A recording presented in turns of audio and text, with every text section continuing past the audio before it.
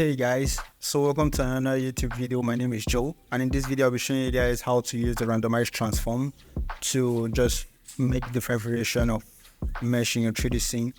And then I would also show you two case studies to where this is applicable. Come on, let's go. So I have my Blender scene loaded up here. What I'm just going to do, let's clear out the scene and just add a cube, and then we can add an array modifier. What I'm going to do is the array modifier. I'm just going to duplicate the array modifier on the x-axis. This is a little too much. On the x-axis, let's go 40. And then I'm just going to increase the offset a bit so that there's gap in between them. And I'll add another array modifier. Now the first array modifier is going to duplicate on the x-axis. The second one, I'm going to make it duplicate on the y-axis. So what I'm going to do, I'm going to Ctrl-C, copy the value of the x-axis and paste on the y, and then copy the one of the z-axis and paste on the x. So the 0 from the z-axis, I just copied and pasted that in that value dialog. So what I'm going to do, I don't want the y-axis to be on the positive side. I want it to be on the negative side. So I'm going to reduce and let it come to the negative side of our grid scene. So what I'm going to do now is I'm going to duplicate this. I think the last one was 40. Let's make this one 40. So we have this grid or box just duplicated around. What I'm going to do next now is to apply our randomized transform. But before I do that, I want to make sure that my array modifiers are applied. So I'm going to use Command A or Control A. If you're on a Windows, you can use Control A. So it's applied, and this is just one mesh. You can see that this whole scene is one mesh. So what I can do, I can go to my edit mode, press letter P and separate by loose part, right? So we can separate this by loose part, and we see that each of this mesh is a separate cube on its own. So what I can do now is to select all, right click and set origin to geometry. We need to set origin to geometry. Why? Because all the origin was in this point, and in order to make this transform work, all the geometry needs to be in the center of every and each box. So we select all, and what we're going to do, click spacebar and search for randomize transform. So we have our randomize transform applied already. So now to see this effect happen properly, we can turn off our overlays, and then we can now start transforming these things. Let's say we want to create a variation in the z-axis. We can do this. We can also really scale in the z-axis also. So we can have some really tall and some really short. I can see this being applied in like a cityscape. If you want to like distribute these things across in the distance, you can use this technique for that.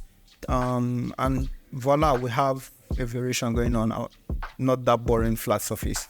Now we're going to go straight into the case study and create something using this technique. Sorry.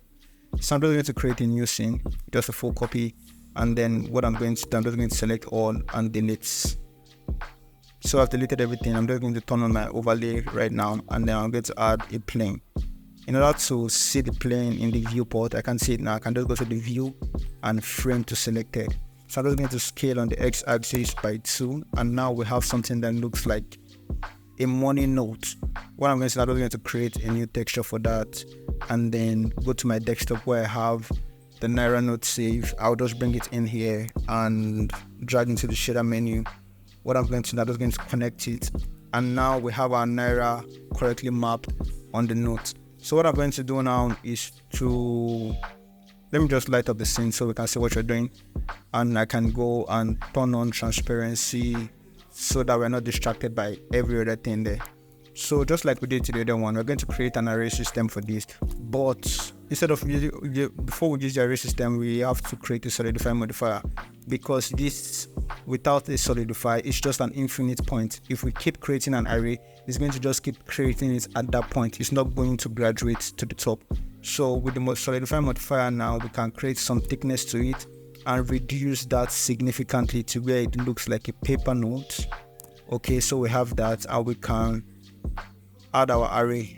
So the array that we want a stack of money, so we need it on the z-axis. So we can copy the value of the x and paste it on the z-axis, and can copy the value of the y, which is 0, and paste it on the x-axis because we want to cancel that value on the x-axis. So what we can do now is to increase, and we have our stack of money. I don't know how much this is. This should be like maybe 200k or 300k. Okay, yeah, 200k. I have 200 instances of it, so it's like 200k. So what we want to do now is to make it look realistic, because in realistic sense, we can't drop a stack of money and the sides are looking this uniform. So what I'm going to do next is to apply our solidify first, and then we'll apply our array modifier. So what we're going to do next now is to separate our mesh. Well, how did we do that? We went to the edit mode and we clicked on P and separate by the loose part. Now each of this mesh is its own entity. So what we can do is select all, click on spacebar, search for randomize. Our former values are still there, that's why it's looking haywire like this. So we can just quickly set all our values to 0, 0 and our scale to 1. So in order to see the transform that's going on, we can just turn off the overlays and then we can start transforming. What I want to do first, I want to randomize the location on the x-axis and also randomize on the y. So we have a realistic looking stack of money now.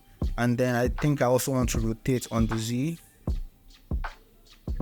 Yeah, so this is it, and voila, we have a realistic looking stack of money and not that plain repetitive stuff. Another thing that we can take note of is this seed value. If you notice that, oh man, I don't really like this arrangement, you can switch out the seed value to something that you feel is convenient. Let's go to another case study, a deck of cards. So we're going to just turn on our overlay and then delete all the entire scene. We can add a plane, and what we can do is scale on the x-axis, right? Then we can add a new texture to that and bring in our plane card. To get this texture, you can just search all these things on the internet. There are free textures there, and we can just use that. Connect it to the base color, and we have a plane card basically. So what we're going to do the same thing as we did for the notes. We add a solidify modifier just to add a little bit of thickness. Let's reduce this, and then we can add an array. Where the array is going to be, we want it on the z-axis because it's a deck of card, and we can copy the y, the 0 value in the y-axis, and paste. As you can see, the solidify is not working because I think it's 0, so we can do 0.001.